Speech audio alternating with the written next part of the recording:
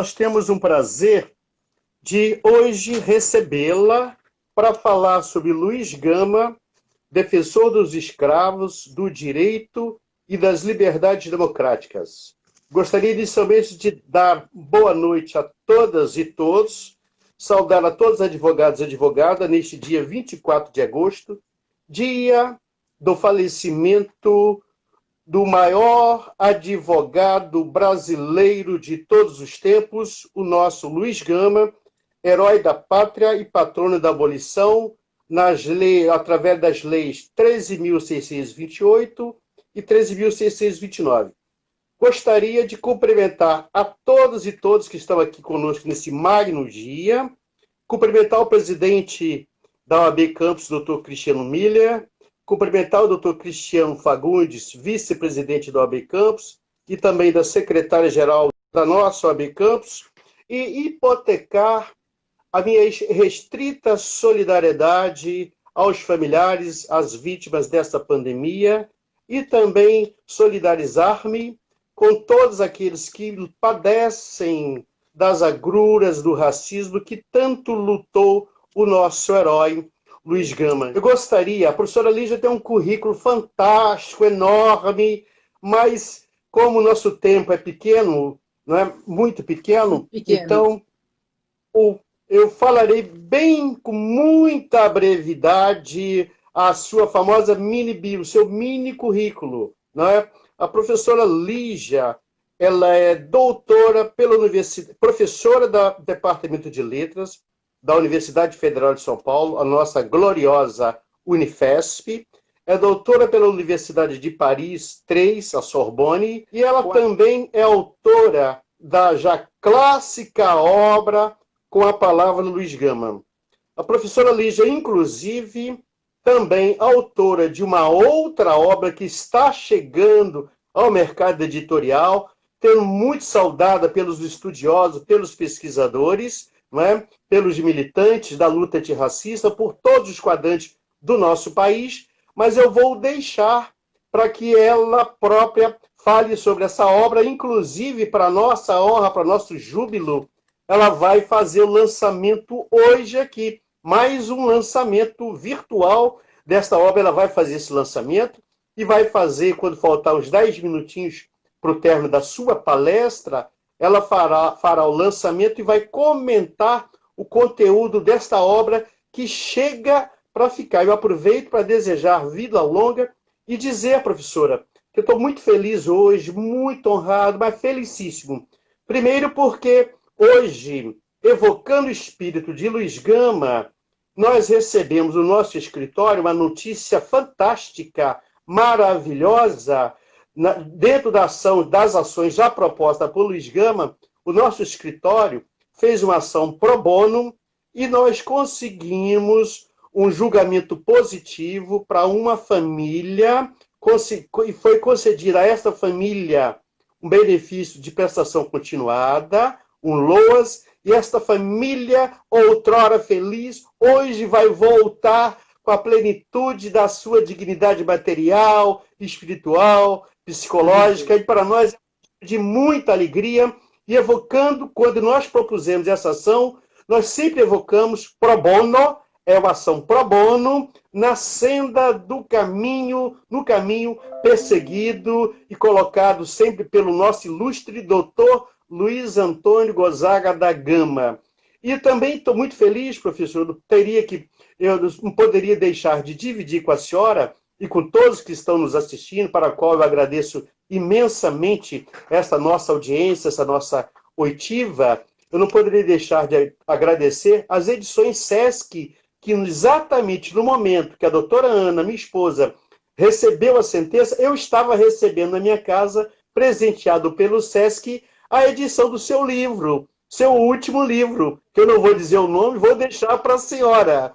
Então, parafraseando a sua já clássica obra maravilhosa, que eu recomendo a todos, recomendo a todos e todas, eu diria, com muita alegria, com muito regozijo, com muito prazer, com a palavra a professora Lígia Fonseca Ferreira, que vai nos falar sobre esse precioso tema, Luiz Gama, defensor dos escravos, do direito e das liberdades democráticas. Professora, a palavra é toda sua. Muito obrigada, doutor Jorge. Eu gostaria de agradecê-lo, né, por esse convite que o senhor fez há já tantas semanas, que eu estou muito feliz de estar aqui com vocês hoje, nesse dia 24. Nós vamos falar de um personagem que nasceu livre, foi escravizado por 8 anos, aprendeu a ler e a escrever, se tornou esse homem da palavra, né, um homem da literatura, um homem do direito, um homem do jornalismo, ou seja, 3 atividades que tem, digamos assim, dentro, que tem no âmago, né, do seu exercício, a palavra. E Luiz Gama foi um autodidata, que vai se tornar ainda uma referência como advogado e como um estudioso do direito. E como abolicionista e também como republicano, como eu disse. Daí o título que nós propusemos, Luiz Gama, defensor dos escravos e do direito e das liberdades democráticas, não é? Então, eu queria falar rapidamente, não sei qual é o, assim, né, não sei se todos conhecem muito bem o Luiz Gama, mas eu gostaria primeiro de dizer o seguinte, que ele é um homem que esteve o tempo, dedicou a sua vida a, digamos, a busca contínua pelas liberdades. Então, rapidamente, Luiz Gama nasceu em 1830, filho de uma africana livre, a gente não vai poder detalhar, não é? Isso, mas a sua mãe, a icônica, a mítica Luísa Maim, que nasceu, e ele nasceu em 21 de junho, em Salvador, e ele chegou em São Paulo aos 10 anos de idade, vendido como escravo pelo próprio pai. É uma história, digamos, que renderia, né, um filme, uma novela, enfim, algo assim, mas a gente não vai poder se deter nisso. Nós vamos nos deter em alguns pontos que nos apresentam essa, digamos assim, este homem que é um homem do conhecimento, para nós compreendermos como é que Luiz Gama se torna essa referência no campo do direito, que acho que é o que nos interessa aqui. Mas vejam, ele aprendeu a ler e a escrever, eu estou com um roteiro aqui, por isso que eu vou de vez em quando me voltar para cá. Ele começou a escrever aos 17 anos de idade, ele aprendeu a ler, a escrever, e isso ele refere tanto nos seus, em algumas cartas, em alguns artigos. Então, é importante a gente ter isso em mente para compreender como se faz a cultura, como se constrói a cultura deste autodidata. Então, no caso do Luiz Gama, ele tem a primeira obra que ele publica é uma obra no campo da literatura. É um conjunto de poesias satíricas, de sátira social, política e racial, não é? E também de, enfim, poemas líricos. Isso em 1859. Eu chamo a atenção para essa data por quê? Porque essa data corresponde a 12 anos depois que ele aprendeu a ler e a escrever, certo? Então, esse daí é um dado, né, importante. Importante também o fato da gente lembrar que essa década é uma década muito importante para a história, digamos assim, para os passos, para as etapas da emancipação. É a década em que, digamos assim, saiu, né, em 1850, foi editada a lei de Eusébio de Queiroz, que extinguia definitivamente a escravidão no Brasil. Então, digamos assim, não é muito à toa, a gente não vai poder desenvolver isso, mas é importante a gente acompanhar todas essas datas, porque, como eu costumo dizer, a própria vida de Luiz Gama ela é atravessada pela história. E a gente vê, quando ele relata numa carta a um amigo, em 1880, a famosa carta a Lúcio de Mendonça, em 1880, ele tem 50 anos, ele faz um recapitulativo de sua vida, a gente vê como ele vai falando da sua história pessoal, entremeada por vários eventos, digamos assim, históricos. Ou seja, a própria vida, o seu corpo, a sua história, e inclusive o fato dele ser um homem negro, de pele escura, que foi escravizado, já é um testemunho da história daquele século XIX e de muitas reflexões que ele vai fazer e também vamos chegar. A partir dessa década de 1860, então Luiz Gama tem ali perto dos seus 30 anos, é quando ele inicia a atividade jornalística. Eu não vou entrar aqui nos detalhes, mas Luiz Gama foi um pioneiro, portanto, no campo, vejam só, aquele negro que foi escravizado, foi um pioneiro na literatura, depois no campo do direito, nós vamos ver, e também como jornalista.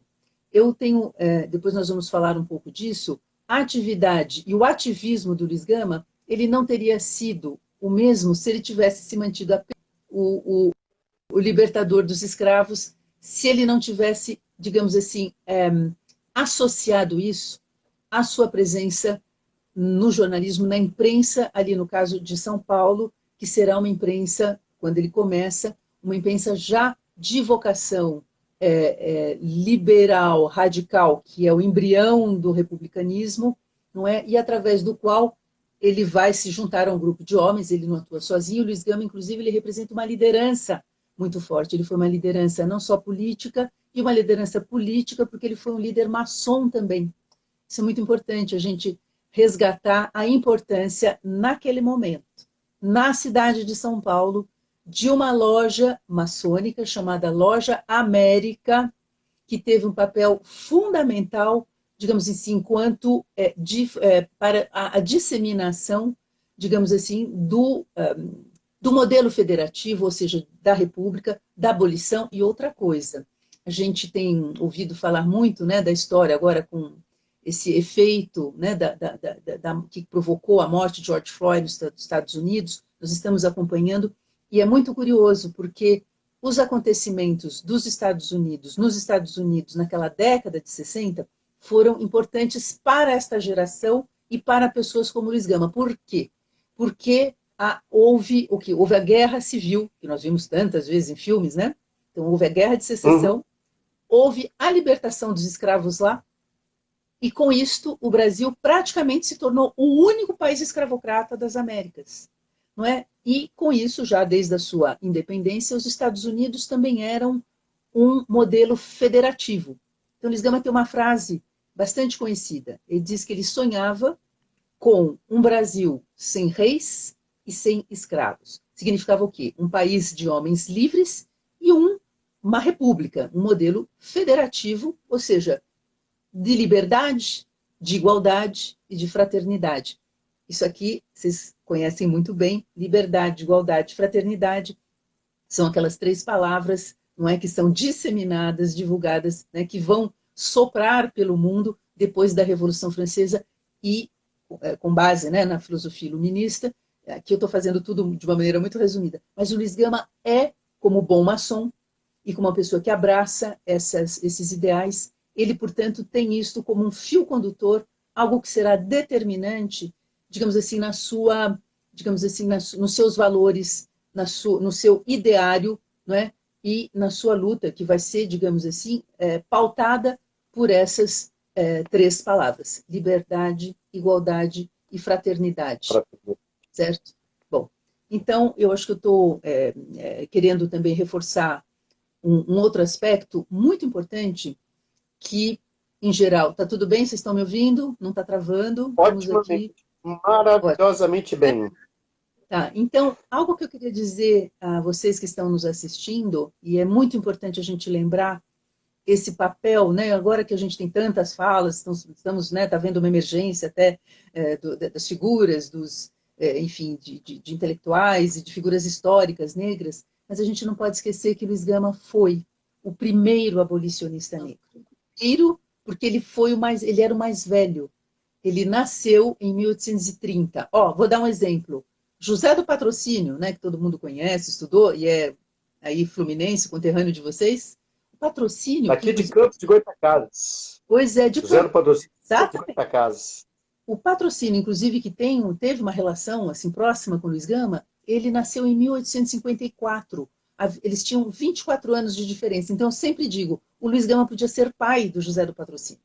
O Patrocínio, 24 anos, mais moço que o Luiz Gama, terá um papel fundamental naquela etapa final dos anos 80, que já é a década da abolição, não é? E o Luiz Gama morreu antes. Luiz Gama faleceu em 1882. Ou seja, Luiz Gama teve uma ação importantíssima, que nós desconhecemos. Eu digo desconhecemos, porque agora não haverá mais maneira de desconhecermos, né, doutor Jorge? O Luiz Gama teve essa atuação desde o final da década de 1868, tá? de 1860. Significa o quê? 20 anos antes da abolição e 21 anos antes da República. As duas coisas, essas duas lutas, com Luiz Gama caminhavam juntas. Eu disse a vocês que ele era um maçom, um herdeiro das luzes, portanto, um homem que pensa liberdade, igualdade, ele não poderia ser um abolicionista monarquista. Isso não combina com o Luiz Gama. Combinou com muitos outros, talvez até aí da região de vocês, né, fazendeiros republicanos, porque, enfim, brigaram com o governo imperial, aquelas coisas, como às vezes digo para os meus alunos, eu falei, gente, nada no Brasil de hoje me espanta. Porque quando a gente olha já o que foi naquele momento, no momento em que viveu o próprio Luiz Gama, a gente tinha, assim, eu não gosto, até vou aproveitar aqui que nós estamos falando na OAB de Campos, acho que o doutor Jorge já me ouviu dizer que eu tenho um pouco de... Não gosto muito quando se referem a Luiz Gama como um rábula. Essa palavra, ela tem um lado pejorativo. A palavra correta, para vocês que são do direito e que precisam também cuidar muito com as palavras e serem precisos, é advogado provisionado.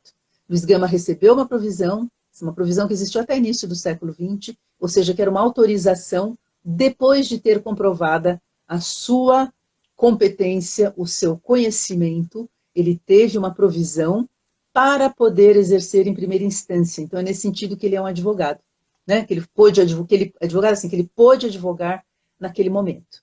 E por causa disso, né, ele obteve uma provisão, então o termo certo, correto, seria advogado provisionado. Eu não uso rábula, porque eu acho que doutor Luiz Gama não merece esse nome. Professor, por que eles usam rábula para Luiz Gama? Olha, tem muitas pessoas que... Como é que eu fazia isso daí? Sabe aquelas... Aqui no Brasil é engraçado, a gente parece que não vai usando e não reflete muito. Já vi professores também, pessoas da academia. Quando a gente... Só que eu não sou da área de direito, viu, gente? Ninguém é perfeito. Eu sou da área de letras e linguística. E tem um campo da linguística que eu adoro, que é a lexicografia. Lexicografia, você vai se interessar pelo léxico. Então, eu gosto muito de dicionários, eu também sou tradutora, sou da área de francês. Enfim, esse é um outro lado, mas enfim, eu sou bilíngue. Gosto de trabalhar com essa questão. Quando a gente vai para as definições de dicionário, basta pegar o dicionário Wise. Vejam lá as duas definições que se dá de rábula, que seria um advogado incompetente, de poucos conhecimentos, muito falador, sem chegar a nenhum resultado. Gente, o Luiz Gama era a encarnação da eficiência. Vocês sabem disso. Perfeito. Ele mesmo disse, né, numa carta, e isso está comprovado pela imprensa também, em 1880, ele diz ter ajudado a libertar cerca de 500 escravos. Ele não falou 1.000, 1.500, 2.000, cerca de 500. Que também, às vezes, há assim, aquela coisa... nós, infelizmente, aqui no Brasil não somos assim, não somos os reis, porque eu acho que muita coisa que nós vivemos hoje, a gente não viveria se nós prezássemos a correção e a exatidão das informações, não é isso? Bom, mas enfim. Então, só para dizer a vocês que o Luiz Gama, ele disse 500, não é? E ele, digamos assim, ele tinha essa... Eu estava dizendo, então ele é um advogado que não tem nada de falador nem de ineficiente, né?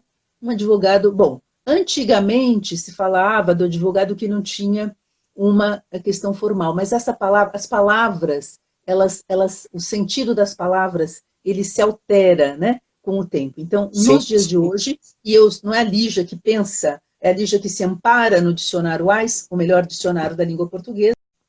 Sim, doutor Jorge. Então, nós que trabalhamos com essas questões, a gente precisa ter, claro, né, digamos assim, esse pioneirismo do Luiz Gama. E nós precisamos nos perguntar por que o Luiz Gama não esteve presente na história do Brasil, na história do abolicionismo, na história do republicanismo. E hoje nós, às vezes, ficamos também outro traço, né, infelizmente aqui do Brasil, às vezes reverenciando esses heróis, alguns estrangeiros, né, mas a gente tem este grande nome, que é o Luiz Gama, e que nós todos, brasileiros, e sobretudo nós afrodescendentes, precisamos reverenciar.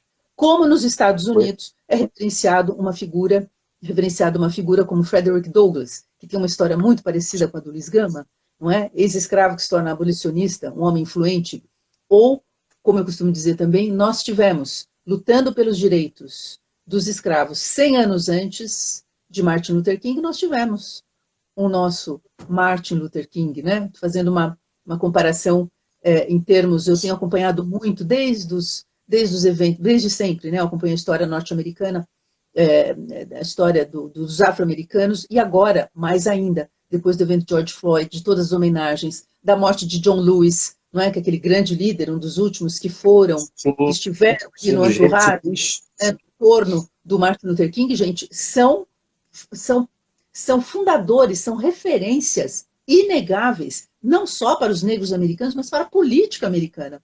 E eu olho para aquilo e eu falo, gente, nós temos, eu espero agora contar com o Dr. Jorge, mais um aliado, com vocês que estão nos assistindo, esses aliados para que nós possamos, digamos assim, fincar esse nome e compreendermos, porque não adianta a gente saber, o Luiz Gama foi um abolicionista. Foi mais que isso. É um grande abolicionista, libertou 1.000, 2.000, 500, que ele falou, bom, talvez mais, mas o que ele nos traz enquanto ação, mas também enquanto pensamento. Isso é muito importante. Então, é por essa razão que eu digo assim, o Luiz Gama, ele foi não só um advogado eficiente, ele foi um jornalista de grande audiência, não é? Ele fazia notícia, ele se fazia notícia, e ele também era notícia nos jornais, não é? Então, era muito importante ter trazido isso para, digamos assim, é importante trazer isso para o conhecimento, e, bom, vocês sabem muito bem que, por exemplo, autos cíveis, os processos, enfim, o que vocês redigem, que vão lá, são encaminhados para juiz, para as instâncias, para os tribunais, etc., não são do conhecimento público. Não é todo mundo que pode ler. Não é todo mundo que teria competência para ler. Eu mesma, nas minhas pesquisas, como eu falei para vocês, ninguém é perfeito, eu sou da área de letras. Mas eu nunca me debrucei sobre os autos cíveis. Por quê? Porque não é, eu precisaria de um conhecimento técnico que não é o meu, não é? Porém, naquele momento em que Luiz Gama vive, os grandes literatos, os grandes escritores, nomes que depois comparecem na nossa literatura, são que trabalham e que escrevem, colaboram na imprensa. Por quê? Porque havia como é que eu posso dizer, uma relação estreita entre literatura e imprensa. E, lembrando aos mais jovens, que eu imagino que haja alguns jovens aqui nos acompanhando, era uma imprensa sem imagens. O que fazia imagem? O que fazia, o que narrava, o que contava, né, os eventos? Era a qualidade dos textos. Isso é uma coisa surpreendente. E, de novo, eu vou chamar a atenção de vocês para algo que daqui a pouquinho eu vou começar a falar, não é? O Luiz Gama, ele não era só uma inteligência... Sim, eu ia dizer, antes de dos travamentos que nós tivemos, o Luiz Gama é o que nós chamaríamos hoje de quando criança e jovem, e depois, né? Mas ele foi uma pessoa de altas habilidades. Eu, como educadora, eu ouso afirmar isso, porque ele tem uma memória espantosa, ele teve um letramento tardio, que ele diz que começa a aprender a escrever aos 17 anos, então quando a gente observa que 12 anos depois ele lança o livro Primeiras Trovas Burlescas, que é esse livrinho aqui. Essa é a vantagem que eu reuni dessa obra. Essa é a vantagem, né, da gente estar em casa. Então eu reuni aqui a integral de Luiz Gama, com um ensaio de quase 100 páginas, onde eu explico com notas, etc. Então, Luiz Gama já comparecendo aqui, depois o que ele escreve, a variedade de textos, de gêneros que ele pratica, a gente vê que era uma pessoa que tinha uma alta habilidade, e no caso aí, não era voltada para o esporte, ou para a dança, ou para a matemática, voltada para esse conhecimento, digamos, letrado, que se tornou a sua grande arma, seja no jornalismo, seja no direito, né? E é o que fez, e que fazia, digamos assim, e que fez a sua identidade profunda. Como é que a gente se lembra de uma pessoa do passado? Não é só pela fotografia, digamos assim, pela estátua, por nada, mas o que ela nos legou. Então eu sempre chamo a atenção das pessoas para um outro fato. A vida de Luiz Gama é fascinante, a história de vida dele. Não é, doutor Jorge? Fascinante. Sem dúvida, maravilhoso. Mais fascinante, né, é esse legado que ele nos deixa dessa obra que agora, né, eu completo com a minha trilogia. A primeira, então, foi a obra poética, porque foi, né, isso aqui também Primeiras Trovas.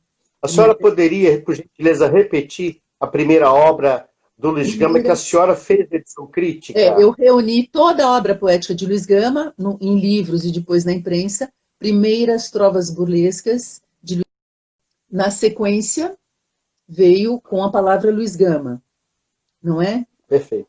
Tudo isso é muito demorado, gente, porque primeiro que eu faço pesquisa muito, eu sou muito lenta para fazer as coisas, mas enfim, gosto de checar. E o propósito desse livro era, então, que tem como subtítulo Poemas, Artigos, Cartas e Máximas, era dar uma ideia justamente de todos esses, né, nos estudos literários, esses Tem gêneros. uma travadinha, professora. Travou novamente. Tá, então, Na hora das primeiras trovas burlescas, deu uma travadinha na hora da primeira trovas burlescas, a senhora estava eu comentando. faço a reunião integral dos poemas de Luiz Gama publicados nos livros, né, nas 2 edições do livro Primeiras Trovas Burlescas, e depois alguns poemas que ele publicou em jornais. Tá? E no Com a Palavra Luiz Perfeito. Gama é uma grande antologia, não é, dividida em sessões, que eu apresento com ensaios, né, para as pessoas saberem do que se trata, não é? Onde nós temos poemas, artigos, cartas, máximas e outras sessões com depoimentos de contemporâneos de Luiz Gama.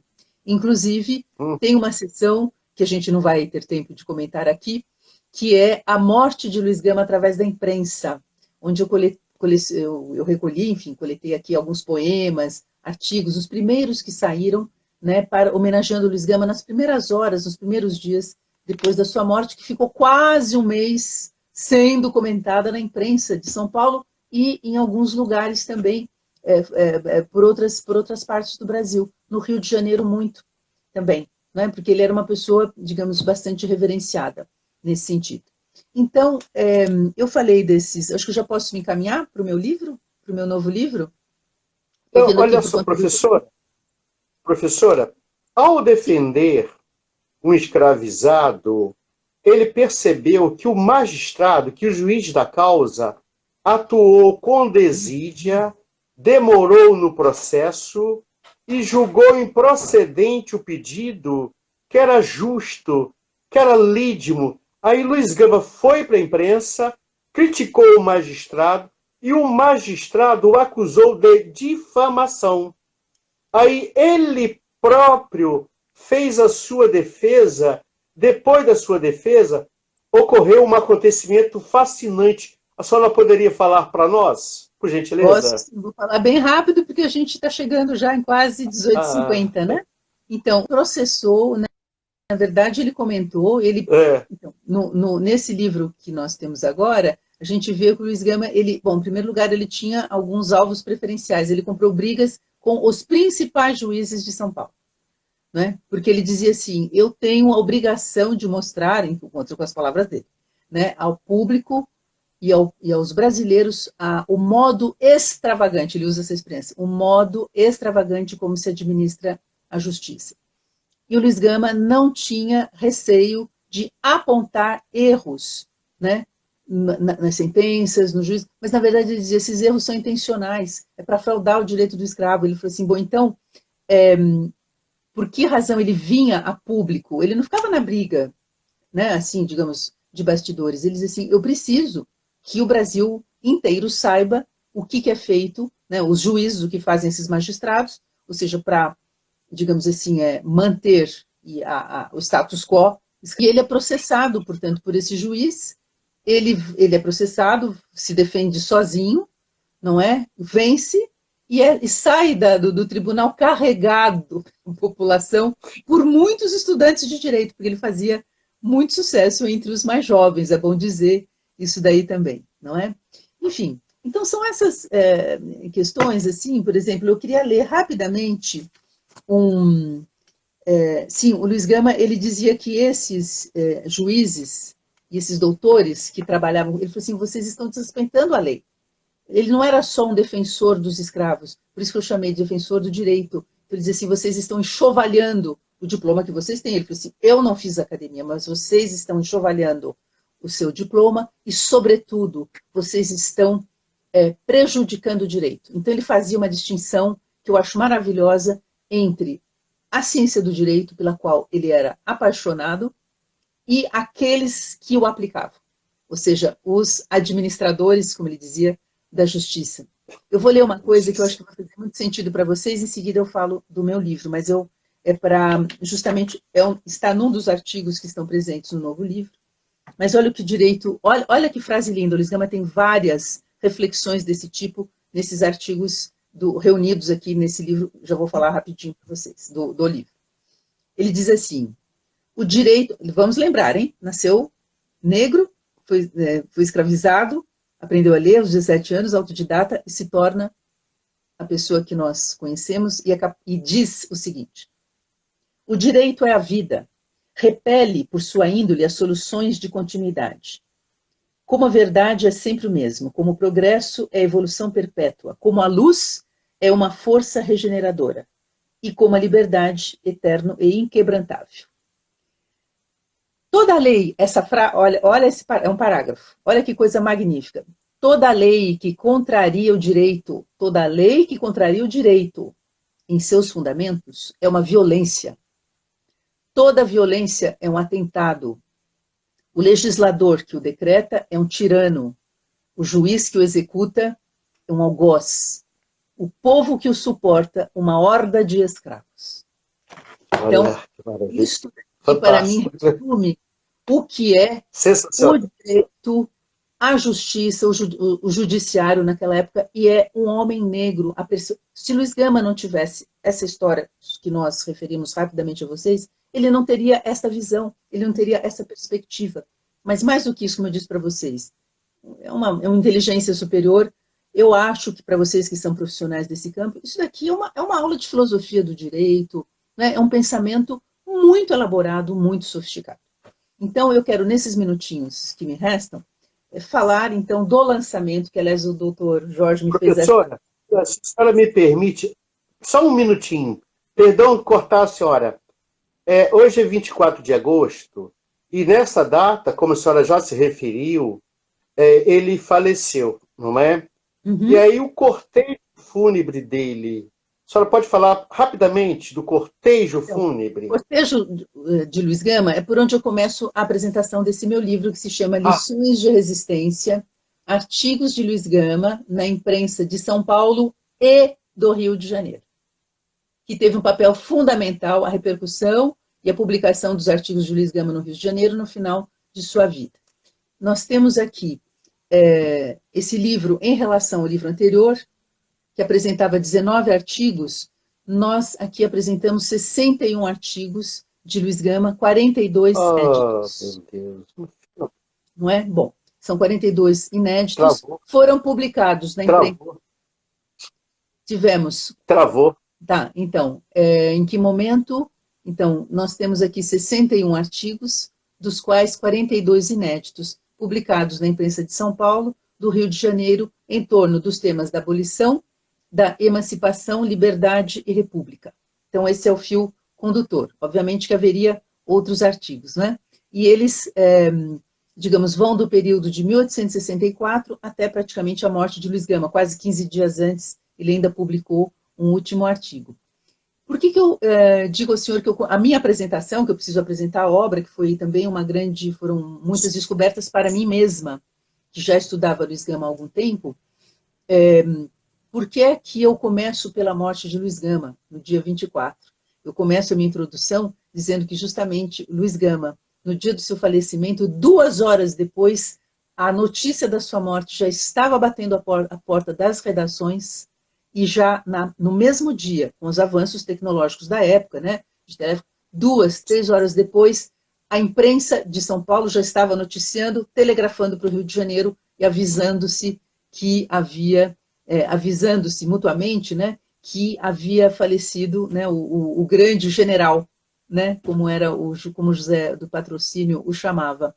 Por que isso foi importante? Foi um grande funeral aqui em São Paulo, não é? Que já foi relatado, enfim, justamente é uma das partes, por isso que eu dediquei uma parte sobre a morte de Luiz Gama através da imprensa, que vai nos relatando o que acontece, as homenagens que acontecem pela cidade de São Paulo, imensas, intensas, não é? Mas isto, como eu disse aqui nessa abertura, se deveu ao fato não só de Luiz Gama ter sido um grande abolicionista, mas pelo fato dele ter feito da imprensa o veículo de propagação e o meio para se comunicar e, digamos assim, disseminar as suas ideias, não é? E, digamos assim, e também um espaço de embate.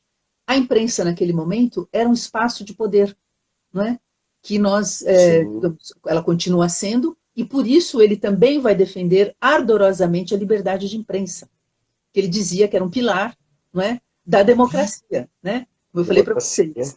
Então, é isso. Então, nesse texto aqui, que eu já tenho recebido muitas resenhas e está tendo uma acolhida maravilhosa, uma das resenhas foi feita aí no Rio de Janeiro, né, aliás, por uma pessoa do Rio de Janeiro, um professor de Direito do Rio de Janeiro, professor Wallace Corbo, da FGV Direito, fez uma belíssima resenha, já tive outras também de historiadoras e tudo, mas eu nem conhecia o Dr. Wallace, e ele deu como título da sua resenha, Luiz Gama, o fundador da nossa liberdade, e ele diz, obviamente, que eu acho que essa obra de Luiz Gama, ela se destina aos estudos jurídicos, aos estudantes ou profissionais de jornalismo, porque o Luiz Gama tem que estar na história da literatura, da imprensa, das ideias jurídicas, mas o Dr. Wallace diz assim, este livro precisa ser lido e estudado nos cursos de direito. Né? E eu fiquei muito feliz, porque eu falei assim, gente, acho que era uma dos objetivos que eu esperava alcançar com essa publicação, ao compreender a grandiosidade e a preciosidade, a riqueza do que nós temos aqui, e que nós, brasileiros, precisamos nos apossar disso aqui. Professora, a que a senhora atribui este apagamento Nós temos 4 desta minutos, doutor. epopeia do Luiz Gama? O que a senhora atribui? Doutor Jorge, é aquele famoso problema do discurso dos vencidos e dos vencedores. Se a gente for olhar quem que fez as crônicas, quem faz a crônica do abolicionismo depois da abolição e depois da República, entre outros, principalmente, eu cito porque o Luiz Gama, acho que ele não se dava muito bem, é o Joaquim Nabuco. Nós temos uma história, né, que eu acho que precisa ser revista e que foi contada sob a ótica de Joaquim Nabuco, que ele não só apaga, deixa assim num papel quase que invisível, né, ele foi muito lacônico ao falar da atuação de Luiz Gama e do seu grupo de São Paulo, especialmente da Loja América, que aliás ele nem cita no seu livro que se chama Minha Formação, não é? E atribui toda, digamos assim, mas a verdadeira campanha começa no ano de 1879 no parlamento, aí na corte, né, no caso do Rio de Janeiro. Então, Janeiro. eu posso dizer, eu acho que a gente precisa, por isso que eu acho que ao resgatarmos e conhecermos realmente essa obra de Luiz Gama, a gente vai ver que a coisa começou muito antes. Nós temos no nosso nós direito... temos 3 minutos, não é isso? Até as 19? Não, tem 53, faltam 7 minutinhos. Faltam 7 minutinhos. Mas, olha, nós temos um cidadão, um grande advogado, também um dos maiores advogados brasileiros, chamado Rui Barbosa. O Rui poderia ter feito este papel de trazer o Luiz Gama, porque ele foi amigo do Luiz Gama. Foi amigo de Luiz Gama, ele jovenzíssimo, né, ainda jovem, veio estudar em São Paulo, fez uma parte de seu curso aqui. No meu livro, o senhor deve ter visto com a palavra Luiz Gama, tem uma carta de Luiz Gama ao Rui Barbosa, e realmente, enfim, a gente precisaria aí tentar compreender por que não foi, digamos assim, talvez não foi... É difícil dizer ao senhor, não saberia dizer porque que o Rui Barbosa não fez o que poderia ter feito, uma vez que ele o conheceu. Não só o conheceu, como eu tenho documentos disso, né, que me foram fornecidos aqui pela Maçonaria de São Paulo, eles foram membros, o Rui Barbosa foi membro da Loja América. A Loja América, exatamente. Estudante, foi maçom, contemporâneo, estudante de direito. Mas eles pertenceram à mesma loja maçom. Sim. Professora, já estamos quase nos encaminhando para o final. Onde poderia ser encontrado o seu livro? E eu gostaria que a senhora repetisse o nome dele para que a nossa audiência visse. Lições de Resistência, artigos de Luiz Gama, na imprensa de São Paulo do Rio de Janeiro. Ele saiu pelas edições do Sesc São Paulo. Então, entrando, se vocês colocarem, né, livraria do Sesc São Paulo, vocês encontram, podem encomendar o livro, ou já, como ele está sendo distribuído, nas livrarias da sua preferência, Livraria Travessa, enfim, vocês já podem encomendar, porque o livro está sendo distribuído. Ele pode ser comprado pela estante virtual, mas pelo próprio site da Livraria do Sesc, e também vocês podem já encomendá-lo nas livrarias de sua preferência. É possível comprar... Nós temos aqui na nossa audiência alguns jovens, né, alguns alunos meus, inclusive, falam, professor, não gosto de papel, eu gosto de e-book. Você é outra geração, então é possível adquirir tem o e-book pela Amazon. O e-book você pode adquirir pela Amazon, no site da Amazon. Tá? O Sesc não comercializa o e-book, mas é a Amazon que comercializa para o Sesc. Então, vocês têm o e-book também vocês podem ter o e-book através da Amazon. Professora, tivemos um episódio recentíssimo na nossa República em de clara e nítida, flagrorosa ofensa à liberdade de imprensa. Então, estamos quase chegando ao nosso finalzinho. Gostaria de só comentar se o Luiz Gama já defendia como algo inabalável a liberdade, a imprensa livre e soberana. A imprensa livre e soberana.